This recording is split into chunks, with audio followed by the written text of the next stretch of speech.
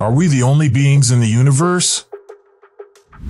I think this is one of the most intriguing questions ever, and I pose it to myself every time I observe the night sky. You might be astonished to learn that, despite the fact that we are unable to provide a definitive response at this time, we may have already received a signal from space. In fact, astronomers found a signal in 1977 that might have come from an extraterrestrial civilization. Do you desire more information on that? Watch the video to find out what I mean.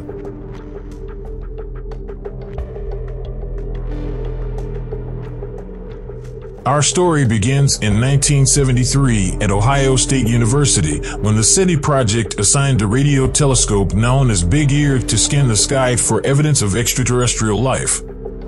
A radio telescope can pick up radio waves, the electromagnetic waves with the longest wavelengths, like a huge antenna. A signal that was distinct from any other signal previously seen was discovered by the radio telescope on the night of August 15, 1977, some 4 years later. A few days later, astronomer Jerry Emmon became the first to realize this. On the evening of August 15th, at 22:16 Eastern Time, Emmon noticed a dramatic increase in the strength of the signal captured by the telescope as he was reviewing the Big Ear data. A single character representing the average of the signal's strength during each interval was written out after the detector's signal was measured over a period of 12 seconds. As a result, the output that Emmon examined was a series of characters, each of which represented the average signal strength every 12 seconds.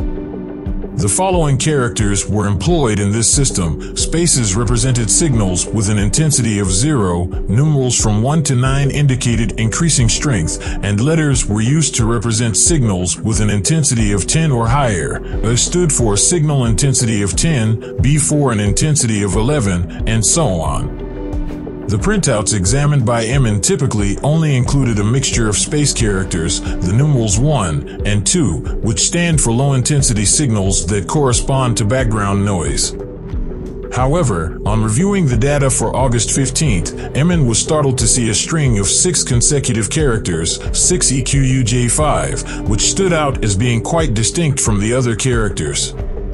When he discovered this sequence, he was so amazed that he circled it and scribbled the word "wow" next to it. As a result, this signal later came to be known as the wow signal.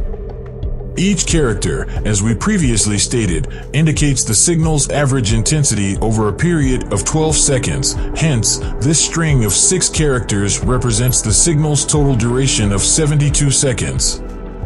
This does not, however, imply that the actual duration of the space signal was 72 seconds. In actuality, Big Ear was built to watch in a specific direction and use the Earth's rotation to scan the sky.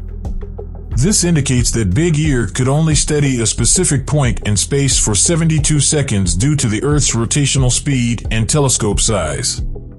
As a result, the wow sequence, 6EQUJ5, was captured during the telescope's observation of the area of space from whence this signal originated. The signal vanished 72 seconds later when Big Ear was pointing to a different area of the sky. The sequence's recorded intensity increases in the first half, 6EQ, lowers in the second half, UJ5, and peaks at 30 in the middle, which corresponds to the letter U. Together, these two facts indicate that the signal Big Ear detected was continuous and had a length of at least 72 seconds, if not longer. The signal's brief duration of under 3 minutes is something else we are aware of. Actually, Big Ear was made up of 2 feed horns that watched the same area of the sky 3 minutes apart from one another. But only one of the 2 horns was able to pick up the wow signal. If it had been present for more than 3 minutes, both horns should have done so. What was the source of this signal? There is a little amount of uncertainty in the determination of the specific location because it was impossible, given the telescope's design, to establish which of the 2 horns actually detected the signal. However, we can be certain that it originated somewhere around the ecliptic, which is the plane that encompasses both the Sun and the Earth's orbit, somewhere in the general area of the constellation Sagittarius. Later, Emmon and others made many attempts to watch the same area of the sky again, but they were never successful in picking up the wow signal. What makes this signal so unique, and why is it a potential contender for an extraterrestrial radio transmission? We must consider this signal's qualities in order to respond to this query. The first thing is its frequency. The WOW signal has a frequency of roughly 1420 MHz. Because it matches the frequency of the radio waves emitted by neutral hydrogen gas in space, this number has very unique properties in nature. Scientists contend that any civilization would have chosen this frequency to send a message into space naturally, given that hydrogen is the most prevalent element in the universe. The frequency of the WOW signal was really a little bit greater than the frequency of neutral hydrogen emission. This difference can be the result of a blue shift. This effect happens when the signal-emitting object is traveling in our direction. In that instance, the signal's apparent frequency on Earth is higher than its actual frequency. According to calculations made by scientists, if such were the case, the source of this signal should have been traveling towards Earth at a speed of 10 kilometers per second, or 36,000 kilometers per hour. Although this may seem like an enormous number, it is actually quite close to the speed of some of the space probes we have launched. For instance, the two Voyagers are currently moving at a pace of about 15 kilometers per second. The WOW signal's extreme narrowbandness is another intriguing feature. Generally speaking, wide spectrum refers to the radio waves that naturally occurring space sources generate at various frequencies. But the WOW signal is an exception to this. However, only one channel saw the signal, indicating that it was extremely narrow and centered around a single frequency.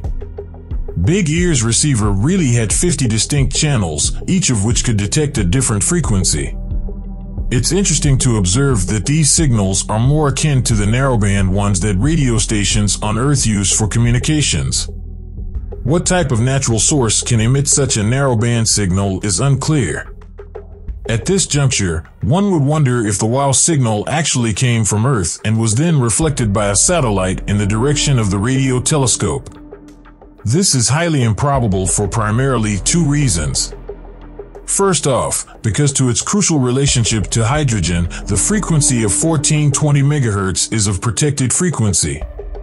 In order to allow radio astronomers to conduct their research unhindered, this means that no radio communications on Earth are permitted to utilize this frequency.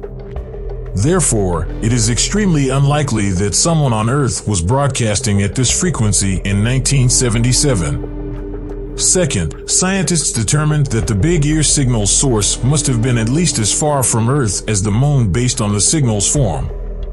Since all satellites that we are aware of orbit the Earth much closer than that, it is extremely unlikely that someone broadcast this message from the Earth at a frequency of 1420 MHz without it being reflected by a satellite at least as far away as the Moon. Now that we have seen the WOW signal's features, we may wonder, what are possible explanations for its nature? What are some ideas that could be offered for the WOW signal's origin? The signal might have simply been an interstellar scintillation, according to one theory. This phenomenon happens when radio waves emitted by a celestial object are inadvertently amplified by the interstellar medium and randomly scattered. It resembles the way stars twinkle when we look up at the sky at night, except instead of visible light, it uses radio waves. If so, it's plausible that one of Big Ear's two-feed horns was watching the appropriate area of the sky at the appropriate time, but that the signal was lost when the other feed horn looked at the same area of the sky. The Very Large Array Observatory in New Mexico, which was already operational at the time and is considerably more sensitive than Big Ear to this type of signal, should have also detected such a signal, which is why scientists are not totally convinced by this theory. The signal could also be the effect of gravitational lensing, according to another theory. Einstein's general theory of relativity states that large objects produce potent gravitational fields that bend spacetime. Since light, or any other electromagnetic radiation, like radio waves, follows a bent path while traveling close to a huge object, this phenomenon is known as gravitational lensing. As a result, it's plausible that the wow signal originated from a different direction than Big Ear was looking at and was quickly gravitationally lensed by a natural object passing in the intervening space.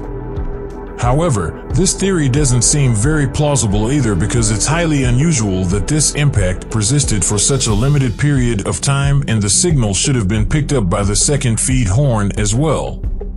A third theory was put out more recently, in 2017. Perhaps the wow signal came from the hydrogen cloud surrounding two uncatalogued comets, namely 266P/Christensen and 335P/Gibbs. Scientists, however, remain dubious about this idea. At the moment the wow signal was observed, the two comets actually didn't appear to be pointing in the appropriate direction. Furthermore, it is unclear how they were able to create a signal that was only visible in one of the telescope's two feed horns. Any Earth-related origin for the wow signal seems to be less likely, as we have indicated. What is it then? In actuality, we don't know. There are dozens of additional possibilities that could exist, but none of them seem particularly compelling to scientists. The wow signal may have been generated by a natural source that was rotating around its axis, causing it to only briefly point in our direction, a source that generates signals at varying frequencies, and so on. Nevertheless, the most intriguing possibility still stands. It's feasible that the signal came from an artificial source rather than a natural one. If this is the case, we can speculate that the wow signal was the first effective message an alien civilization ever sent to us. And in this instance, that little string of 6 characters stands in for the response to one of the most important queries: are we alone in the universe? Here's where the video ends. Thank you everybody for watching. Did you find the wow signal's history to be fascinating? Do you think it was truly a message from an alien culture, or it was simply the outcome of an unidentified natural process? Please let us know in the comments section below. Don't forget to subscribe, and I'll see you on the channel again soon.